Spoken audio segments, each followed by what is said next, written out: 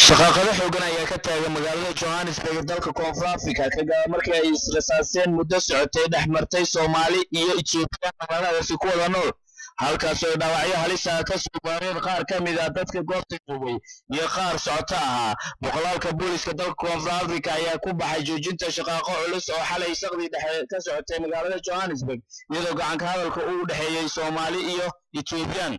shaqaaqadan ayaa waxay ka dhacday xaafadda Neva ay Soomaalida aad u degan tahay waxaana hadda goobta ku sugan ciidamada ka hortaga rabshadaha kuwaas oo dhexgalay dhinacyadii dagaalamay waxaa kaloo jirta dad loo xirxiray dhacdadaasi wuxuu ka bilaabay duulaan ay Etoobiyaanka ku qaadeen Soomaali ku nool xaafadda Neva iyadoo mar qura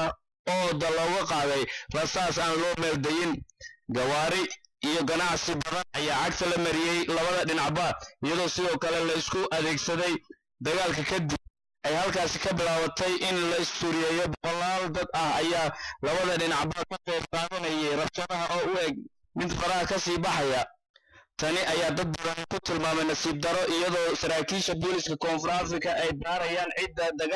dagaalantay iyo sababta dagaalka keenay sidoo kale waxay su'aalo ka taagan tahay sida lagu helay hubka ay labada dhinacba ku dagaalamayeen waa markii ugu horeysay oo shaqaaqo israasaaseen dhexmarta Soomaalida iyo Etoobiyaanka ku nool Koonfur Afrika waxayna tani cashar u tahay kooxaha dhaca iyo boobka u geysanaya dadka qaxootiga ku ah dalka Koonfur Afrika محمود عبد الله حسين أبوكي تي في عالمي رويال 24 مقالة جوهانسبرغ دالك كونفر أفريقيا